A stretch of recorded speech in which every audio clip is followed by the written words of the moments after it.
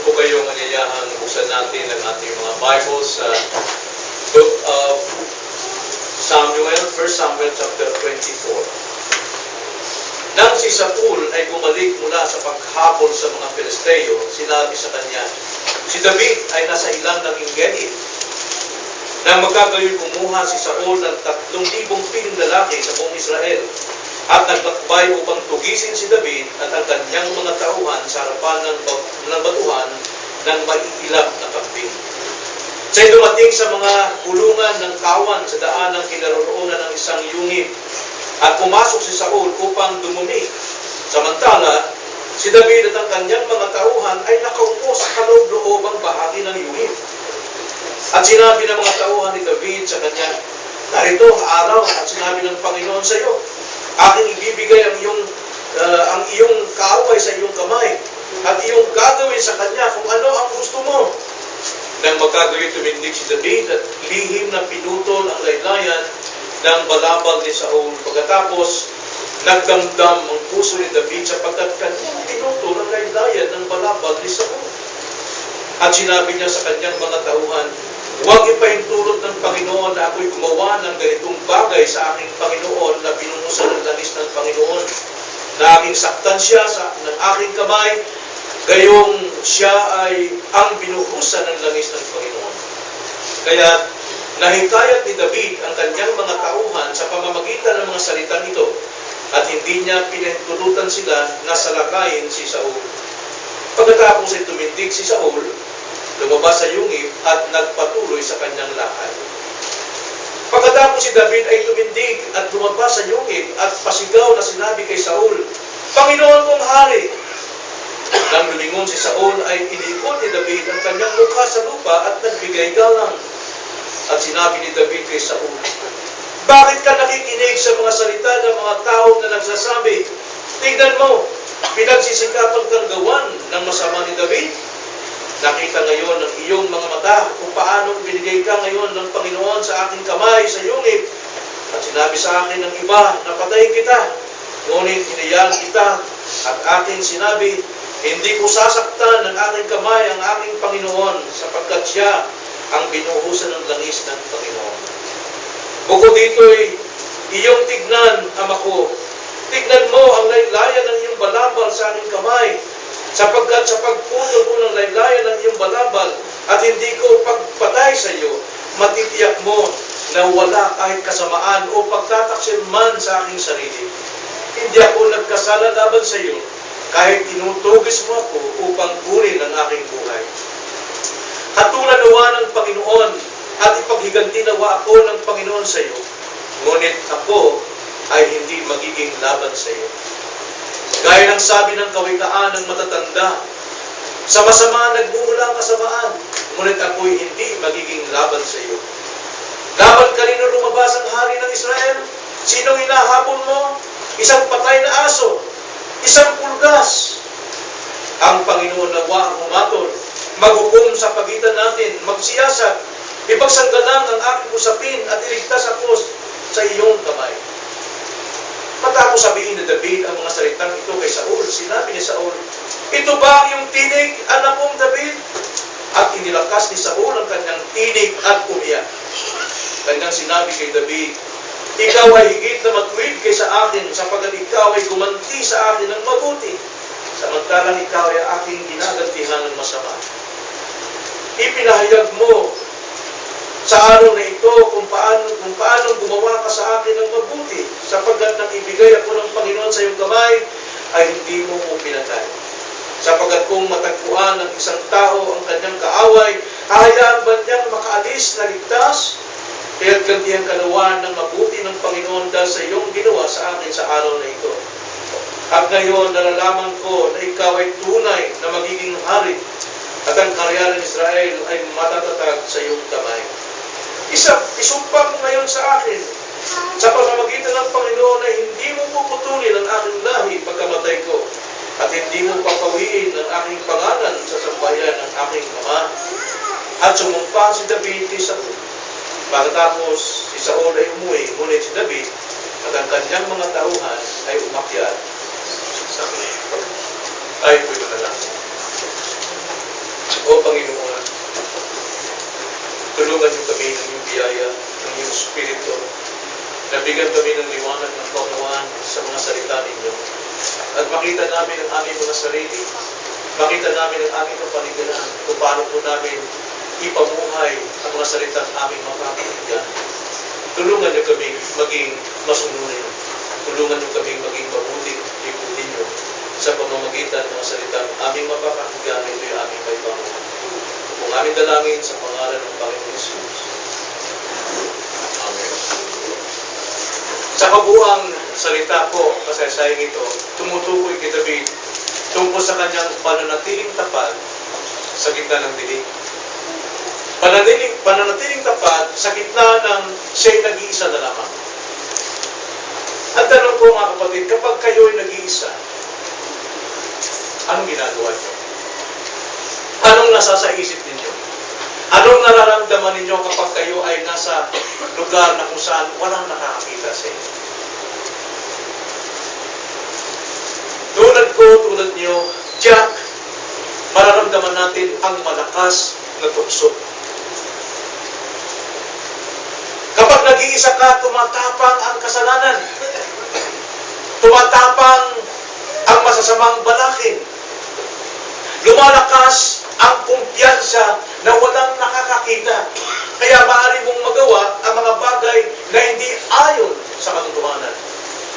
Hindi mo maaari sabihin ikaw ay tinukso ng Diyos o ang Diyos ang nagbigay sa iyo ng lakas upang gawin ang mali. James 1:13-15 nang sabi, huwag mong isipin kapag ikay natutokso, tinutokso ka ng Diyos sapagkat ang Diyos ay kailanman hindi matutokso ng masama at kailan hindi man siya manunukso sa iyo. Kundi tayo ay nadadala ng ating sariling pagnanasa upang gawin natin ang mga bagay na hindi karapatan. Si David, ito'y maglalarawan sa atin sa kanyang kasaysayan kasi nalagay sa loob ng yungib ng Engedi. Madilim ang lugar na yon. At si David ay tumatakas sa kanyang biyanan o sa kanyang hari na si Saul. Simula nung si David ay magtagumpay labing kay Goliath, umaawit ang mga tao na sinasabing si Saul, libo-libong napapatay, ngunit si David, 10,000 namamatay. Nagselos si Saul sa bagay nito sapagkat ayaw niyang mayroong tataas sa kanya. Kaya simula noon, sinisibat niya si David para patayin.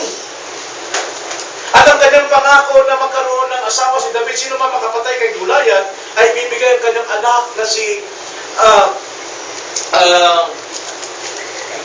yung kanyang pangalan, anak. Si Mirab. Ngunit nung sila'y kakasal, ibinigay ni Saul si Mirab, ang asawa ni David, kay Andri, na isang lahing tauhan, kay Adriel. At dahil mahal na mahal ni Michal si David, ang ikalawang anak ni Saul, nakita ni Saul na mahal niyang gamiting bitag itong si Michal. At ipinangako kay David na kunin mo ang aking anak na si Michal at ikaw ay aking maging manugang. Kaya nga lamang, kailangan sa isang kondisyon. Ikaw ay magdala sa akin ng foreskin ng 100 Pilisteo. Sapagkat ang layunin ni Saul, mapatay si David sa kamay ng Pilisteo at hindi sa kanyang kamay. Ganun ang plano sa kanya. Pero nung bumalik si David, hindi lang 100 foreskin ang kanyang dala, kundi 200. Gayunpaman, binigay nga si Michal, ngunit hindi natapos ang galit ni Saul. Siya ay inggit na inggit kay David. Natatakot siya kay David kapag nakakaharap na, sapagkat alam niya ang Diyos ay nasa kanya. Hanggang sa tinutugi si David, hanggang sa tumakas si David, at nagtago nga sa lugar na ito ng Engedi. At ngayon, sa pagkakataong ito sa verse 1, mababasa natin na si David at ang kanyang tauhan doon nakatira sa kailan ilalima ng yungib. At itong si Saul pumasok doon kasamang marami niyang sundalo, ilang libong sundalo, pumasok si Saul para magbawas sa loob ng yungib. At ang sabi ng mga tauhan ni David, eto na, ibinigay ng Panginoon sa iyo, pagkakataon, kumanti ka, patayin mo. Habang siya ay dumudumi, walang kamalay-malay si Si Saul, nasa likuran niya ang buong sundalo at si David. Alam niyo naman, di ba, pagka galing tayo sa liwanag, pumasok ka sa yungin, wala kang makikita. Puros kadiliman. Pero si Saul, si David, kitang-kita si Saul parang liwanag sa umaga. Ang pagkakita nila. Pero anong ginawa ni David? Hindi ko papayagan. Nagagawin kong pagkakataon ito. Kanyang pinayuhan, pinangaralan ng kanyang sundalo, hindi dapat patayin ng tao yun, kundi dapat lang na sa ipagsabihan. At ginawa ni David, pumutol siya ng kapirasong tela sa laylayan ni Saul. At yun ang kanyang ipinakita. Ang pinairal dito ni David ay ang takot sa Diyos. Nanatili si David sa kanyang tiwala sa Diyos sa gitna noong lugar na dilim na maaari niyang magagawa ang anumang nais niyang gawin. Pinairal ni David ang 5 katangian na dapat tularan natin kapag tayo ay nananagay sa lugar na madilim o tayo ay nag-isa. Ano-anong 5 ito na mahal natin tularan kay David upang huwag tayo magkasala laban sa Diyos kapag tayo ay nalagay sa lugar ng dilim o pag-isa. Unang-unang makikita natin dito, verses 4 to 7, ang pagpipigil ni David, self-control. Ang sabi sa verse 4 at sinabi ng mga tao ni David, ganito ang araw na sinabi ng Panginoon sa iyo. Aking bibigay ang kaaway sa iyong kamay at iyong gagawin sa kanya kung ano ang gusto mo. Pero anong ginawa ni David? Hindi siya nakinig sa udyok, sa sulsol ng kanyang mga tauhan. Hindi rin siya nakinig kung ano yung nilalaman ng kanyang puso para gumanti. Laban natin na si David, matagal na panahon siyang tinutugis, gusto siyang patayin. Masamang ginawa ni Saul at mga tao ni Saul kay David, dinapastanganan si David. Grabe ang paghihirap ni David. Pero pagdating sa pagkakataong naroon na si Saul, hindi na pinakinig ang pagkakataon. Hindi siya nakinig sa sulsol ng kanyang mga tao, pagkamat tama. Pero hindi niya pinakinggan ang sulsol ng mga tao. Ang pinakinggan ni David dito ay ang katotohanan si Saul ay hinirang ng Diyos.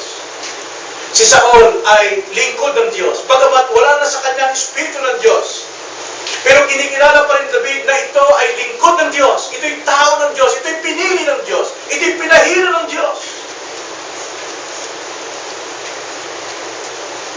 Aral dito sa atin, tayo'y nakikinig ng mensahe ng Diyos.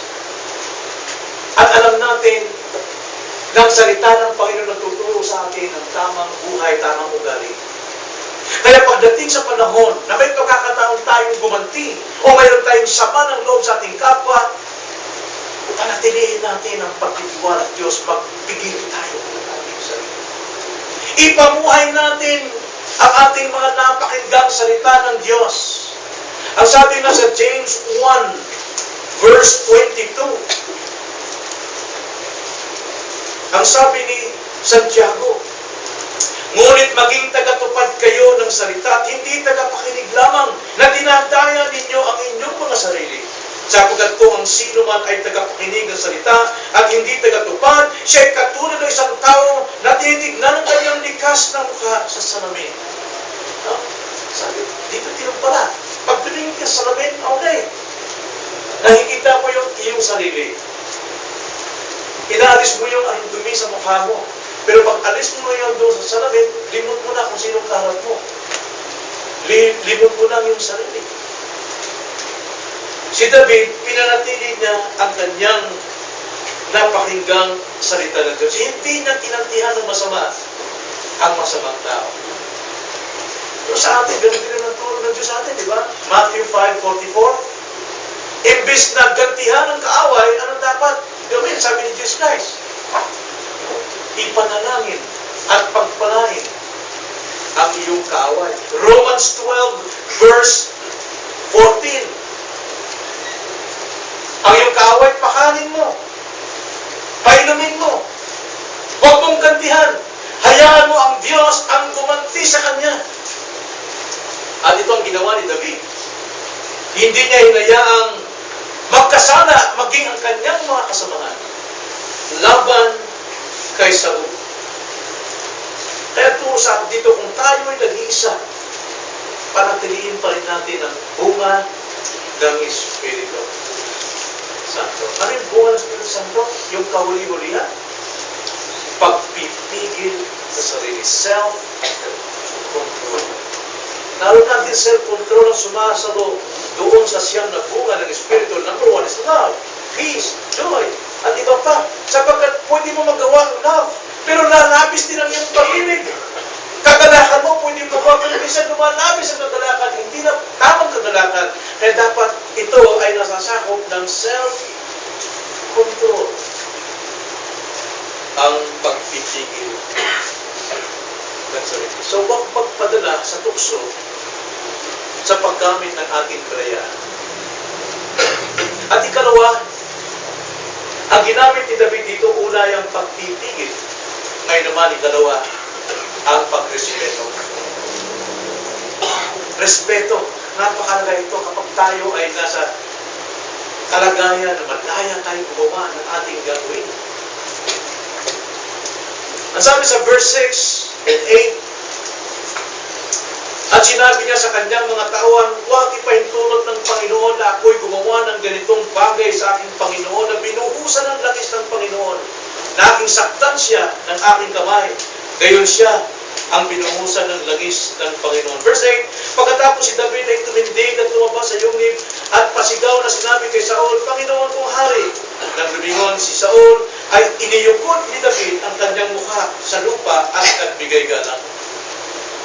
Ibig sabihin, pamukhaan ni David, si Saul, grabe ka, masama kang tao, ang ginawa mo sa akin ganito, pinahirapan mo ko, inusig mo ko, tinugis mo ko, hindi mo ko binigyan ng kalayaan, hindi ko nadama sa iyo ang pagiging hari mo. Yung ginawa ni David, nangaral pa siya sa kanyang kasama, huwag mong gawin yan. Huwag natin gawin yan, sapagkat yan ay lingkod ng Diyos. At nung pagkalabas, yumukod pa si David kay Saul. Alam natin, si Saul, hindi respeto. Hindi sa karapat-dapat respetuhin talaga dahil sa kanyang kasamaan kay David. Pero pinabayaan ni David na lumabas itong si Saul sa yungib na hindi sinaktan maliban sa pagtabas ng kapirasong laylayan. Ngayon pa man, na-conflict pa rin si David. Kasi yung pagtabas niya doon sa kapirasong tela na walang kamalay-malay sa Saul, para na rin katumbas ng pagpatay niya kay Saul. Alam mo, minsan, mayroon tayong magandang pakita sa ating mga kaaway o sa mga taong galit tayo, pero dinadaan natin sa mabuting paraan para siya masaktan. Hindi pa rin tayo matahimik mo. Itong ginawa ni Saul, ni David. Nirespeto ni David ang pagkatao ni Saul. Yumukod si David kay Saul. Bakit? Alam ni David ang salita ng Panginoon. Inaawit niya mga salita ng Panginoon. At hindi maaaring din malaman ni David ang Genesis 9, verse 6. After ng flood, ang lahat ng tao ang napakasama. Nalala niyo? Grabe ng kasamaan ng tao sa buong sanlibutan. Pero bawat tao doon, ang pinakamaikling edad ay 600, 700. Kung masamang tao yon sa loob ng 600 years, gaano kasama kanyang nagagawa at lahat ng tao, ganon kasama. Kaya grabe na talaga kasama ng mundo, kaya kailangan gunawin sa habang panahon, libo-libong taon ang nangyaring kasamaan. At ang naiwan dito ay si Noah at kanyang pamilya. Kaya pa man, hindi pa rin nawala yung pagkamakasalanan ng tao. Bagamat kinalugdan ng Diyos si Noah. Kaya kabilin-bilin ng Diyos, Genesis 9, verse 9, ang sino mang magdanak ng dugo ng kapwa niya ay mananagot sa akin sapagkat siya ay nilikha ayon sa wangis ng Diyos. Yun ang katuwiran ni David. Hindi niya masaktan si Saul sapagkat si Saul, bagamat wala ng Espiritu ng Diyos, bagamat siya isang napakasama, pero nananatili pa rin sa kanya ang larawan ng Diyos. At kapag pinatay at sinaktan ni David ang tao ito, ang kanyang sinasaktan, ang kanyang inaalimula, ang kanyang papatayin ay ang larawan ng Diyos. Dapat ba tayong maggamit sa ating kapwa? Dapat ba tayong magkaroon ng puot sa ating kapwa? Di ba't ating kinabutan ay ang larawan ng Diyos? Kaya nga, sabi ng Panginoon sa Romans 12 verse 17, ipaubaya natin ang pag-ibig sa Diyos. Siya ang mag-iiganti. At nagpaliwanag si David dito sa verse 9. At sinabi ni David kay Saul, bakit ka nakikinig sa mga salita ng mga tao na nagsasabi, tignan mo, pinagsisikapan kang gawan ng masama ni David? May sumbong ang mga tao na masamang ginagawa sa iyo. Yung anak mong yun. Diba, kadalasan, ganyan naman talaga eh. Maraming nagagalit sa atin dahil sa mga maling sumbong. Pero tularan natin si David. Hindi siya nagtahib ng sama ng loob. Pinabaya niya sa Diyos, ang Diyos ang mag-iganti. Oo, totoo yan mga kapatid sa ating buhay. May mga tao tayong hindi magustuhan. May mga kapatid tayo sa pananampalataya hindi magustuhan. At mayroon ding pastor na masama ang ugali sa iyo. Pero hindi na nangangulugan. Papatayin mo siya sa iyong puso. Sapagkat siya ay larawan ng Diyos. Kapatid mo pa rin yun. Kahit ano ang mangyari. Irespeto mo sila sa pagiging sino sila. They were created in the image of God. In the image and likeness of God. So kailangan natin makaiwas tayo na magkasala kapag tayo nasa gitna ng dilim o nag-iisa. Unang-una is self-control. Secondly is respect. Respect doon sa tao yun.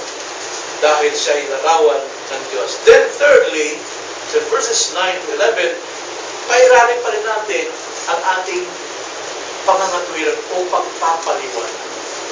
So una, pagpipigil. Pangalawa, respeto. Pangatlo, pagpapaliwanag. Nasabi ni David, mali ang sumbong ng mga tao sa iyo, O Haring Saul, verse 9. Sinabi ni David. Verse 10, nakita ngayon ang iyong mga mata kung paanong ibinigay ka ngayon ng Panginoon sa aking kamay, sa lungib. At sinabi sa akin ng iba na patayin kita. Ngunit hinayaan kita at aking sinabi, hindi ko sasaktan ng aking kamay ang aking Panginoon sapagkat siya ang binuhusan ng galis ng Panginoon. Bukod dito'y iyong tignan, Ama ko. Tignan mo ang laylayan sa iyong balabal sa aking kamay sapagkat sa pagputol ko ng laylayan ng iyong balabal at hindi ko pagpatay sa iyo, matitiyak mo na wala kahit kasamaan o pagtataksil man sa aking sarili. Hindi ako nagkasala laban sa iyo kahit tinutugis mo ako upang kunin ang aking buhay. Wow, pagklase talaga ito si David. Kaya tinawag siyang the man who seek after God's own heart. Wala siyang talagang sama ng loob. Wala siyang bitterness. Wala talaga siya. Kahit gano'n ang kasamaang ginawa sa kanya. Alam niyo, minsan yung bitterness, ito yung nagpapahirap sa atin eh. Ito yung nagpapalitaw sa atin kung saan tayo pupunta dahil taglay natin yun. Taglay natin yun. Ito yung nagpapaligaw. So kailangan dito talagang pagpapaliwanag. Pero kailan nagpaliwanag si David? Na ang daming panahon pwede magpaliwanag si David. Simula pa lamang nung siya ay tugian yung sibatin ni Saul, ilang beses siyang gustong sibatin, pero anong ginagawa ni David? Tumatakas siya. Hindi siya nagpaliwanag. Tulad ni Kristo. Bagamat kaya magpaliwanag ni Kristo sa kasamaang ginagawa ng mga tao sa Kanya, pero mayroong panahon dapat manahimik. Dapat manahimik. And let God ang mag-vindicate sa iyo. Napakasarap po na ang Diyos mismo ang magpapahayag sa mga tao na hindi gagalaw. Kaya itong ginawa ni David. Hayaan natin ang Diyos ang humusga sa atin. Nilinaw ni David dito ngayon nagsalita si David, pagkakataon na yun eh. Di ba? Pagkakataon ni David na siya magpaliwanag. At sinabi niya, hindi totoo lahat ng sumpong sa iyo. Dahil kung totoo yan, dapat pinatay na kita. Hindi na kita niligtas dyan. Doon pa lamang sa iyong pagdumi doon sa loob. Nungguan ka ng ulo, liog. Wala ka na. Pero tingnan mo, ito ng kapirasong telang ito nagpapatunay na wala akong kasalanan sa iyo, wala akong sama ng loob sa iyo. Ito na, kung nagawa ko ito, mismo sa laylayan mo, pwede ko rin magawa sa daig mo. Pero dahil wala akong galit sa iyo, ito pinapakita ko sa iyo. Pinaliwanag ni David. At isa pa, sabi niya, bukod dito, iyong tignan, ama ko. Kinilalan niya na si Saul, ama pa rin niya. Pero talaga naman, bilang niya eh. Niluloko nga lang siya. Dinadaya siya because of his self-interest. Di ba? Si Saul, gusto niya palaging siyang nakapwesto sa kaharian. Pero si David hindi nagpadala sa sulsol at hindi rin siya nagpadala sa kanyang sariling pugso ng damdamin. Kaya may panahon dapat tayo manahimik. But there's always also time para magpaliwanag tayo. So ano gagawin natin sa panahon ng pananahimik? It is not Christ. Sa Matthew 5. Sabi niya sa kanyang mga alagad, Matthew 5, verse 14 to 16, sabi, you are the light of this world. Diba? Actions speaks louder than words. At sabi sa Matthew 5:16, ipakita ninyo ang inyong good works, pakita ninyo ang liwanag ninyo, ang mabubuting gawa ninyo upang ang mga taong yan ay matutong magpuri sa iyong Diyos. Well, ginawa ng David, pinakita niya talaga ang kanyang mabuting kalooban. Imbis na ipakita niya sa masamang ugali, pananalitan mo, masamang pananalita, ipinakita niya sa kanyang buhay. Sa kanyang pananahimik, ipinakita niya ang kanyang mabuting buhay. At pang-apat, mga kapatid, hindi lamang pagpipigil, hindi lamang respeto at pagpapaliwanag sa buhay, sa salita. Pang-apat, pagdepende sa Diyos. Dependent upon God. Verses 12 to 15, mababasa natin. Ang sabi ni David sa verse 12, hatulan nawa ng Diyos na tayo ng Panginoon at ipaghiganti nawa ako ng Panginoon sa iyo, ngunit ako ay hindi magiging laban sa iyo. Kailanman si David, hindi siya magiging laban kay Saul. Nagtiwala siya sa Panginoon na siya magtatanggol sa kanya. Alam niyo minsan kapag kayo ay nagawan ng mali at sama ng ibang tao, mahirap pong mawala yan. Pero kung lagi kang lumalaban doon sa ginagawa niya, gumagawa ka ng masakit na salita, o lumalaban ka, nagpapakita ka ng masamang ugali, hindi po maghihil yan, hindi yan gagaling. Mananatiling lumalaki ang sugat, magnanaknak. Ngunit may panahon ng pananahimik. Manahimik lamang. Hindi pinangunahan ni David ang Diyos kung anong dapat niyang gawin. Hindi siya sumunod sa tao kung anong dikta ng tao, kundi sinunod niyang kalooban ng Diyos.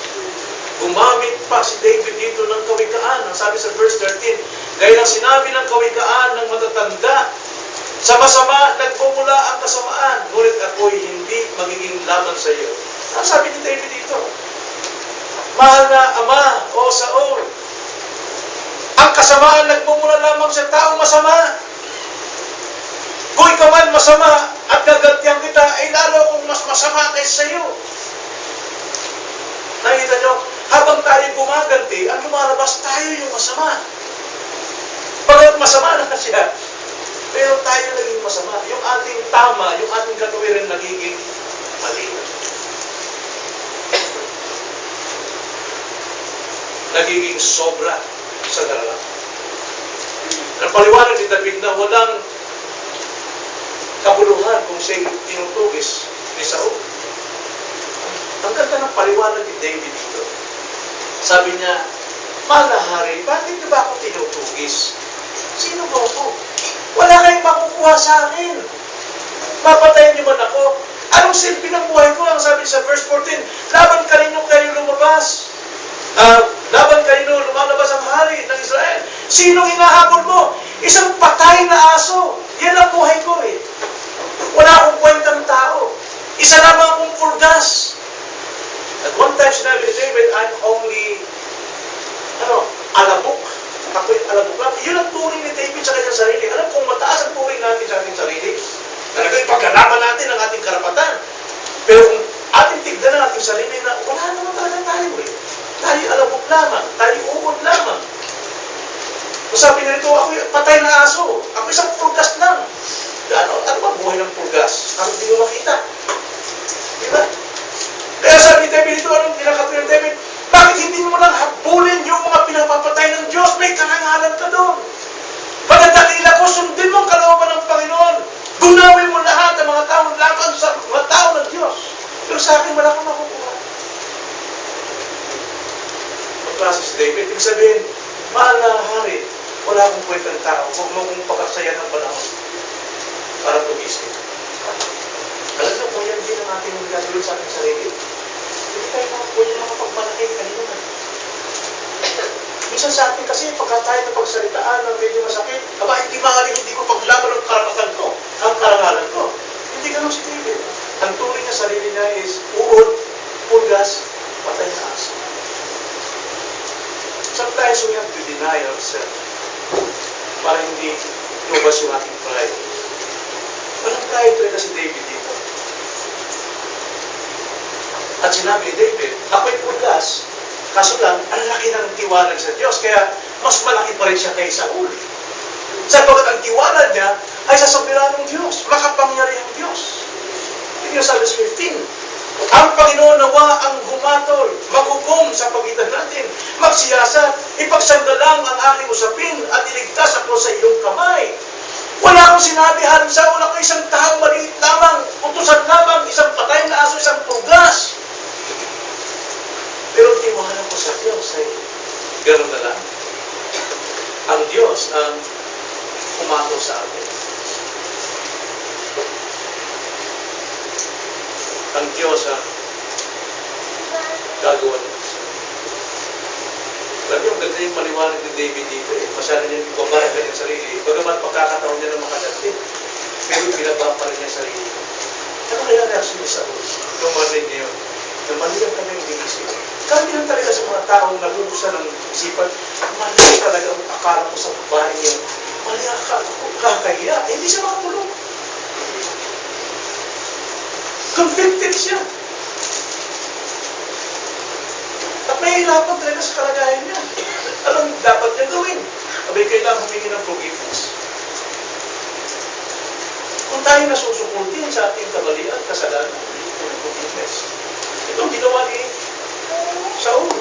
Nung humingi siya ng forgiveness, ay ano naman ginanti ni David? Masarap pong magpatawad na alam mong ikay nasa kababaan. Mahirap magpatawad kung ikay nasa kataasan pa. Kung yan gusto mo, sige, pasawag mo na ako naitinhan. Ganoon ang ating forgiveness kapag tayo mataas sa ating sarili. Pero kung tayo nasa ibaba at napababa natin ang napakataas, pupunin natin ang Diyos. Yan yung sabi sa verse 16. Matapos sabihin ni David ang mga salitang ito kay Saul, sinabi ni Saul, bumaba siya. At yan, ito ba ang yung tining anak kong David? Inamin niya na anak niya si David.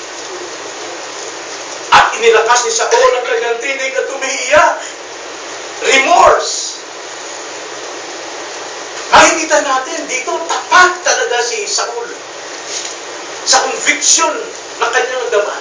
Umiyak talaga, tinaas pa ang boses. Alam natin yun, na after ng pagpatawaran ito, si Saul, talagang gusto pa rin patayin si David. Dahil wala sa kanyang espiritu ng Diyos.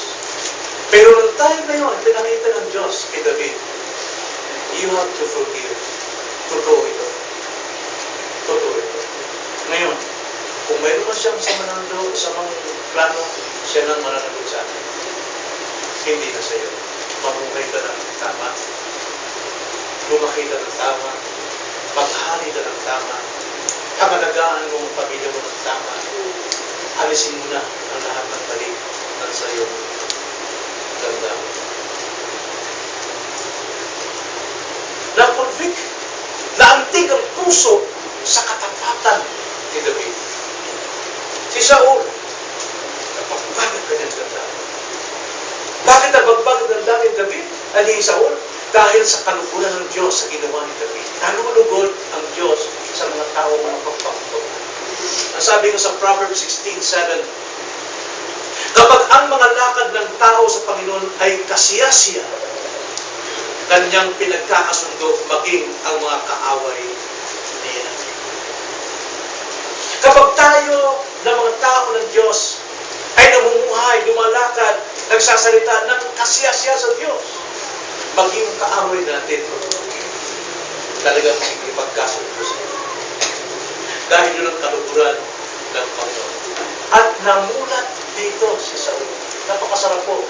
Na tagal kang pinaghirapan, tagal kang tinalikuran, matagal kang ikinukwento, sinisiraan, tapos sa iyong pagpapakabawa, malaman niya, mamulat siya, mali pa lang kanyang mga paratan. Tingnan natin si Saul, verse 17. Kanyang sinabi kay David, ikaw ay higit na matuwid kaysa akin, sapagat ikaw ay gumanti sa akin ng mabuti, samantalang ikaw ay aking ginagantihan ng masama. Napakasarap po nun. Napakasarap po. Namiss po yung taong yung may sama ng loob sa iyo.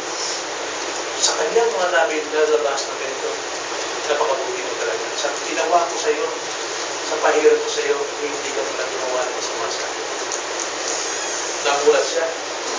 At verse 18, ipinahayag mo sa araw na ito kung paano gumawa ka sa akin ng mabuti. Sapagat nang ibigay ako ng Panginoon sa iyong kamay, hindi mo ko pinatay. May pagkakataon ka ng gumanti sa akin. Ako'y may kasalanan din, ako'y kamalian din. Mahal mo kong pamukhaan sa mga kasalanan ko, pahiya mo ko sa mga tao, pero hindi mo ginawa ito. Pagkakataon yung binigay ng Diyos. Diba mayroon tayong pagkakataon na ngayon makakagati ko sa iyo, ganyan pala ugali mo, papakita mo, harap-harapan. Pero hindi nalulugod ang Diyos doon.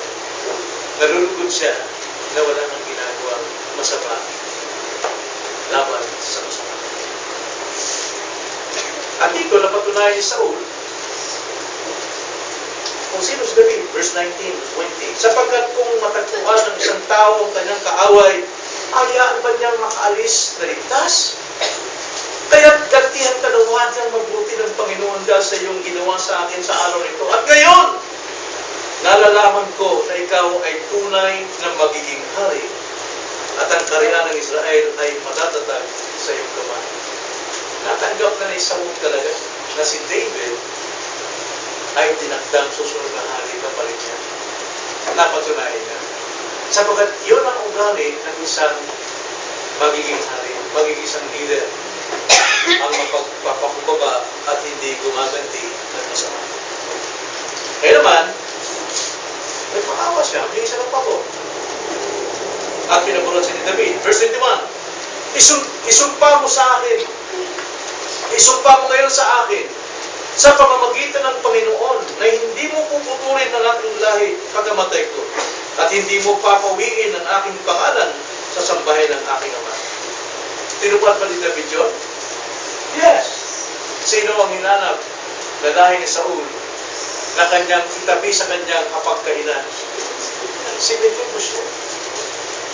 Isang Pinay na iwang lahi ni Saul. Napakatapat ni David. Kaya ang sabi sa 22, at sumampa si David kay Saul. Pagkatapos si Saul ay buwi, muli si David at ang kanyang mga tauhan ay umakyat sa Saul. Ano yung pinapakita sa atin dito? Kapag tayo'y nag-iisa, at mayroon din pagkakataong gumanti, Tandaan natin, magtigil tayo ng ating sarili. Panatilihin natin ang respeto sa Diyos at sa tao, sapagkat siya'y nilikha ng Diyos. At kung may pagkakataon, magpaliwanag ka. Ipaliwanag mo ang totoong dahilan. At kung hindi naman, manahimik ka. Ipakita mo sa iyong gawa, sa iyong kilos, sa iyong pagpapakita na wala kang kasalanan, kundi paong kabutihan ang ginaganti mo sa Kanya. At magagawa mo lamang yan, pang-apat, kung dumidepende ka sa Diyos.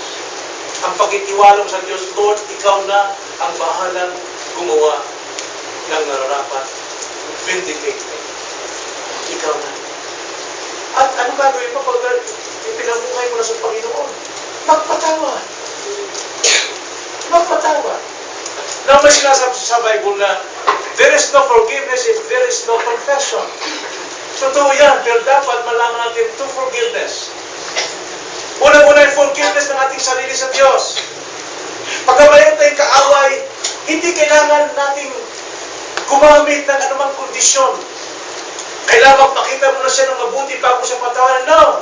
Ang problema nun, ikaw at ang Diyos. Kung mayroon kang unforgiveness sa iyong kapatid, ikaw ang may kasalanan. So you have to forgive yourself. Kahit ano pang ginawa ng kaaway na yun. Hindi siya kailangan mag-confess. Sapagkat ang tinitignan mo yung forgiveness sa Diyos. Kaya nga ang forgiveness natin sa Diyos, walang condition sa ating kapwa. Patawarin mo siya upang maging malinis ka sa harapan ng Panginoon. Pero kung bibigyan ng pagkakataon na yung taong yung lumapit sa iyo at humingi ng forgiveness, then forgive him also.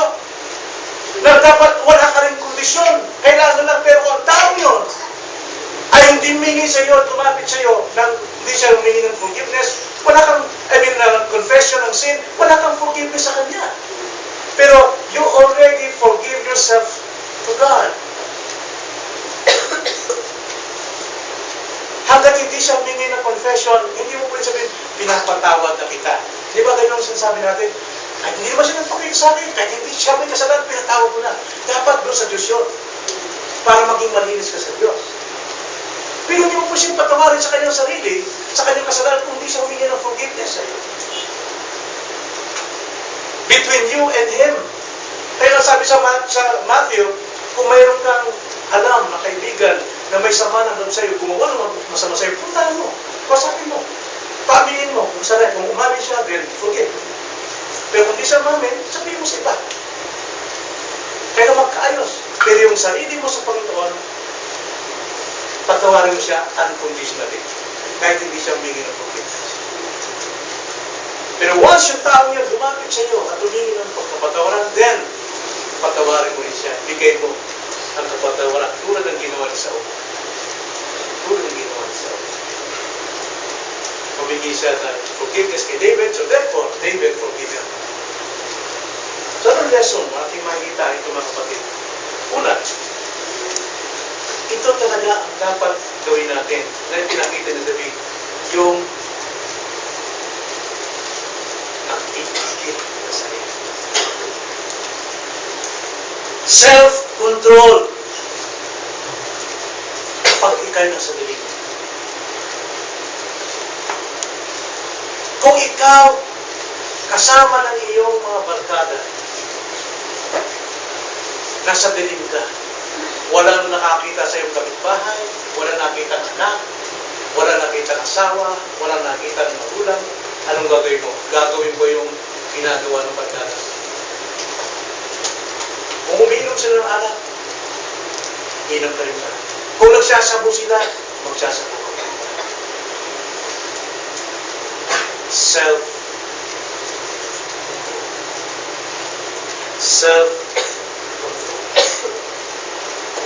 Huwag magpadala sa bukso ng damdamin.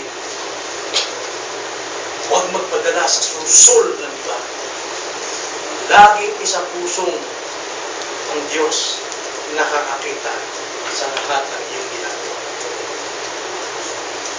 Self-control. Ikalawa, dapat nating panatilihin mamuhay ng tapat sa gitna ng dilim o nag-iisa. Kung ikaw ay mister, Nandun ka sa trabaho. Libre ang oras mo. Saan ka pupunta?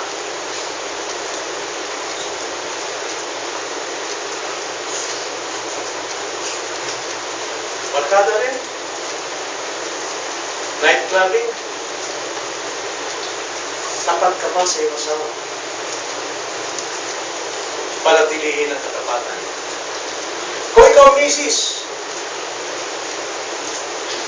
nasa iyo ang pera na pinagkatiwala ng iyong husband at ikaw ay nasa gitna ng pag-iisa, mapagkatiwalaan ka kaya sa pera? Madyong, bingo, barkada, chika-chika, self-control and faithfulness sa iyong mister, kailangan. Respect sa iyong asawa. Sa harapan ng Diyos. Tayo bilang Kristiyano, dumadanas tayo ng pagsubok. Anong ginagawa nating solusyon? Mapagkatiwalaan ba tayo sa ating mga desisyon? Ano mga alibay natin? Para hindi natin mabigyan ng pagsamba ang Diyos. Mga anak,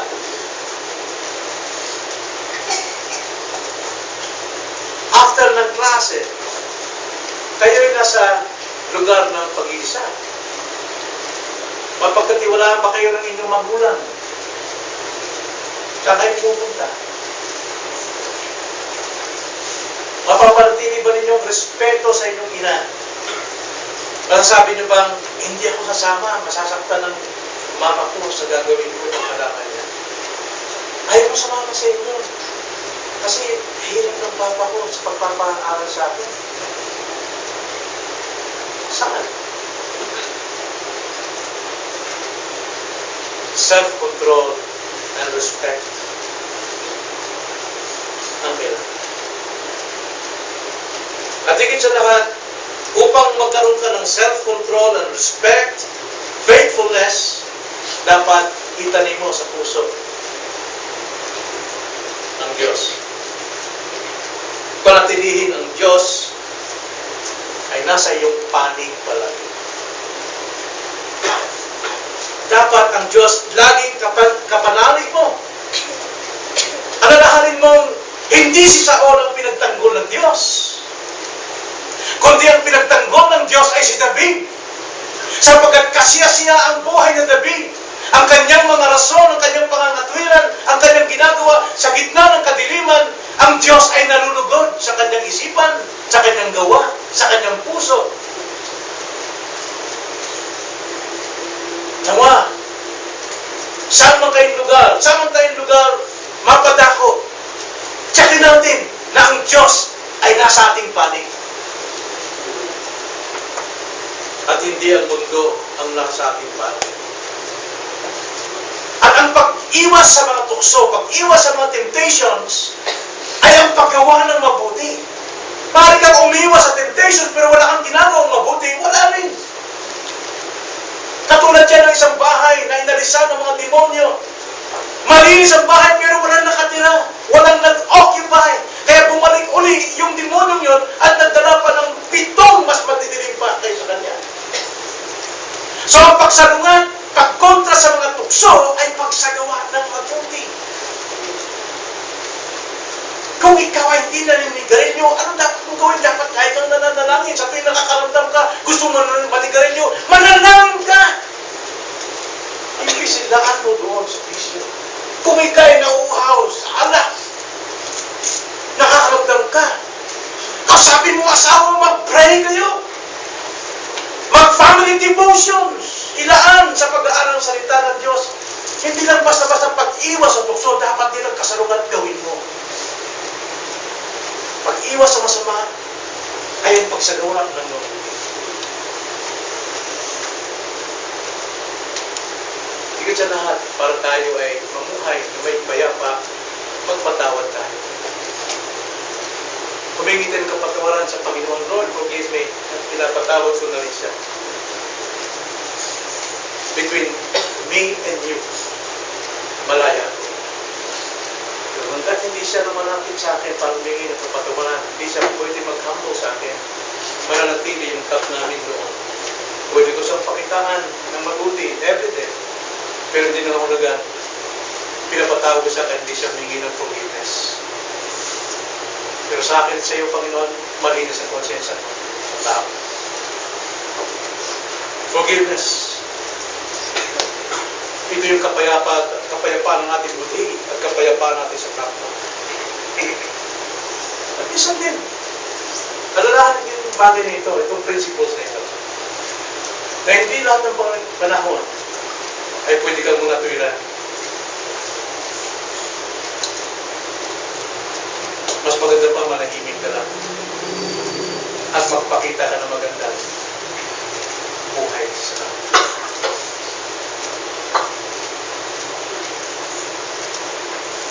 So, anong gagawin niyo ngayon sa gitna ng dilim? Magalit natin. Tayo na lang. O Panginoon, totoo Panginoon na ito'y bahagi ng aming buhay bilang pagsubok ninyo sa aming panampalataya. Nilalagay niyo kami sa madilim na lugar na kung saan maraming desisyon na dapat umiral sa amin. Ngunit Lord, tulungan niyo kaming maging matalino, karunungang nagtumuna sa inyo, na mapanatili sa amin, Lord, ang self-control, ang respect, ang pagpapaliwanag sa tamang panahon, sa tamang sandali, sa tamang pagkakataon. Na sana, Panginoon,